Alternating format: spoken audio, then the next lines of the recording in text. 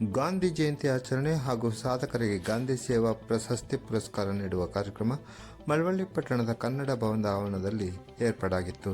ಶನಿವಾರ ಮಧ್ಯಾಹ್ನ 12:30 ಸಮಯದಲ್ಲಿ ತಾಲೂಕು ಕನ್ನಡ ಸಾಹಿತ್ಯ ಪರಿಷತ್ ಹಾಗೂ ತಾಲೂಕು ದಲಿತ ಸಾಹಿತ್ಯ ಪರಿಷತ್ ಇವರ ಸಂಯುಕ್ತ ಆಶ್ರಯದಲ್ಲಿ ಏರ್ಪಾಡಾಗಿದ್ದ ಕಾರ್ಯಕ್ರಮವನ್ನು ತಾಲೂಕು ತಹಶೀಲ್ದಾರ್ ಡಾಕ್ಟರ್ ಲೋಕೇಶ್ ಅವರು ಮಹಾತ್ಮ ಗಾಂಧಿ ಅವರ ಭಾವಚಿತ್ರಕ್ಕೆ ಪುಷ್ಪಾರ್ಚನೆ ಮಾಡುವ ಮೂಲಕ ಉದ್ಘಾಟಿಸಿದರು.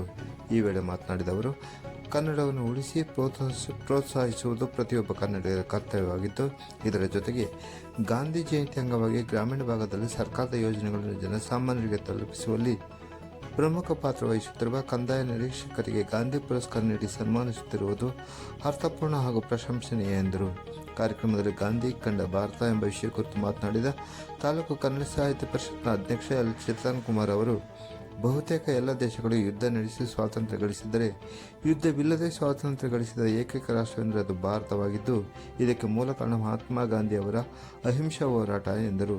ಗ್ರಾಮಗಳ ಅಭಿವೃದ್ಧಿಯಾಗದ ಹೊರತು ದೇಶದ ಅಭಿವೃದ್ಧಿ ಅಸಾಧ್ಯ ಎಂಬ ಗಾಂಧಿ ಅವರ ಮಾತಿನಂತೆ ಹಳ್ಳಿಗಳ ಅಭಿವೃದ್ಧಿಯಲ್ಲಿ ಕಂದಾಯ ನಿರೀಕ್ಷಕರ ಪಾತ್ರ ಪ್ರಮುಖವಾಗಿದ್ದು, ಈ ಕಾರಣದಿಂದ ಪರಿಷತ್ ವತಿಯಿಂದ ಆರ್ಐಗಳನ್ನು ಸನ್ಮಾನಿಸಲಾಗುತ್ತಿದೆ ಎಂದರು.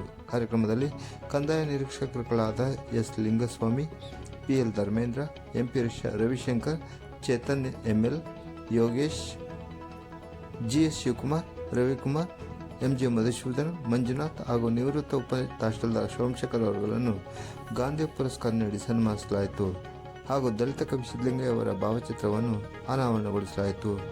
ಕನ್ನಡ ಸಾಹಿತ್ಯ ಪರಿಷತ್ನ ಖಜಾಂಚಿ ಮಾದೇಗೌಡ, ಸರ್ಕಾರಿ ನೌಕರ ಸಂಘದ ತಾಲೂಕು ಅಧ್ಯಕ್ಷ ಮಲ್ಲಿಕಾರ್ಜುನಯ್ಯ, ಮಾಜಿ ಪರಿಷತ್ ಅಧ್ಯಕ್ಷ ದೊಡ್ಡಯ್ಯ, ದಲಿತ ಸಾಹಿತ್ಯ ಪರಿಷತ್ ಜಿಲ್ಲಾಧ್ಯಕ್ಷ ಉರುಗಲವಾಡಿ ರಾಮಯ್ಯ, ತಾಲೂಕು ಅಧ್ಯಕ್ಷ ಚುಂಚಣ್ಣ, ರೈತ ಸಂಘದ ಶಿವನಂಜು, ಮಾಜಿ ಜಿಲ್ಲಾ ಪಂಚಾಯತ್ ಸದಸ್ಯರಾದ MN ಜಯರಾಜು, ಕಲಾರಪನ ಮಂಜುನಾಥ್, ನಿವೃತ್ತ ಪೊಲೀಸ್ ಅಧಿಕಾರಿ ಶಿವಣ್ಣ ಮತ್ತಿತರರು ಕಾರ್ಯಕ್ರಮದಲ್ಲಿ ಹಾಜರಿದ್ದರು. ಪ್ರತಿಯೊಬ್ಬರು ಅವ್ರದೇ ರೀತಿಯಲ್ಲಿ ಕನ್ನಡಕ್ಕೆ ಪ್ರೋತ್ಸಾಹ ಮಾಡ್ಕೊಂಡ್ಬಂದಿದ್ದಾರೆ.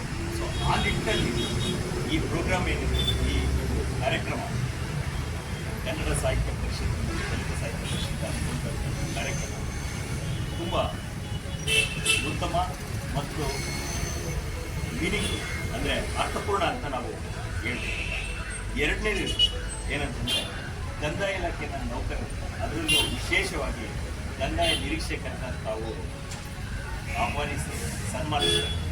ಇದರಲ್ಲಿ ಎರಡು ಅರ್ಥ ಬರ್ತದೆ.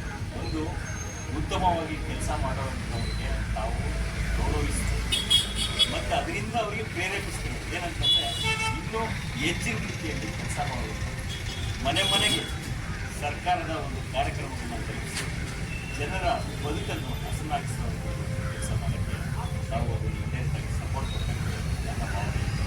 ಮತ್ತು ಗಾಂಧಿಯವರು ಗ್ರಾಮ ಅಭಿವೃದ್ಧಿ ಆಗದೇ ದೇಶ ಅಭಿವೃದ್ಧಿ ಆಗೋದಲ್ಲ. ಒಂದು ಅಂಶದ ಆಧಾರದಲ್ಲಿ ಒಂದು ದೇಶವನ್ನು ನೋಡಿದ್ರೆ ಒಂದು ನಮ್ಮ ದೇಶ ಅವರ ತತ್ವ ಆಧಾರದ ಮೇಲೆ ಇವತ್ತು ನಿಂತಿದೆ ಅನ್ನೋದಕ್ಕೆ ಇವತ್ತು ಎಲ್ಲ ಗ್ರಾಮಗಳಲ್ಲೂ ಉತ್ತಮವಾದಂಥ ವ್ಯವಸ್ಥೆ ಆಗಿದೆ. ಇವತ್ತು ಪ್ರಪಂಚದಲ್ಲಿ 191 ರಾಷ್ಟ್ರಗಳಲ್ಲಿ ಎಲ್ಲ ದೇಶಗಳು ಸಹ ಯುದ್ಧ ಮಾಡಿ ಸ್ವತಂತ್ರ ಬಂದಿದೆ. ಆದರೆ ನಮ್ಮ ದೇಶದಲ್ಲಿ ಶಾಂತಿ ಅಹಿಂಸಾತ್ಮಕ ರೀತಿಯಲ್ಲಿ ದೇಶದಿಂದ ಸ್ವತಂತ್ರ ಪಡೆದಂಥ ದೇಶ ಯಾವುದಾದ್ರು ಇದ್ದರೆ ಅದು ಭಾರತ ದೇಶ. ಯಾಕಂದರೆ ಅಲ್ಲಿ ಎಲ್ಲವೂ ಯುದ್ಧ ಇದ್ರ ಮೂಲಕ ಮಾಡ್ತಾರೆ. ನಮ್ಮಲ್ಲಿ ಗಾಂಧಿ ತತ್ವದ ಆಧಾರವನ್ನು ಅಹಿಂಸಾತ್ಮಕವಾಗಿ ಈ ದೇಶಕ್ಕೆ ಸ್ವತಂತ್ರವನ್ನು ತಂದುಕೊಂಡು ಇವತ್ತು ಅವರು ಕಂಡ ಕನಸು ಏನಂದರೆ ಅಸ್ಪೃಶ್ಯತೆ, ಅಹಿಂಸೆ, ಸ್ವಾತಂತ್ರ್ಯ, ಸಮಾನತೆ, ಮಾತೃತ್ವ ಅದು ಅವರ ಕನಸಾಗಿತ್ತು. ಇವತ್ತು ಆಮೇಲೆ ಪ್ರತಿಯೊಂದು ಮಗುಗೂ ಶಿಕ್ಷಣವನ್ನು ಕೊಡಬೇಕು ಅನ್ನತಕ್ಕಂಥದ್ದು ಅವರ ಕನಸಾಗಿತ್ತು. ಇವತ್ತು ಏನು ಈ ಜಾತಿ ಪದ್ಧತಿ ಇದೊಂದು ಹಿಂದೂ ಧರ್ಮದ ಒಂದು ಕೂಸು, ಇದನ್ನು ದೇಶದಿಂದ ತೊಲಗಿಸಬೇಕು ಅಂತೇಳಿ ಈ ಯಾರು ಅಸ್ಪೃಶ್ಯರು ಒಳಗಾಗಿದ್ದಂಥ ಈ ಜನಗಳನ್ನು ಹರಿಜನ ಅಂತ ಅಂದರೆ ದೇವರ ಮಕ್ಕಳು ಅಂತಕ್ಕಂಥ ಹೆಸರಿನ ಟೈಟನ್ನು ಕೊಟ್ಟವರು ಯಾರನ್ನ ಗಾಂಧೀಜಿ.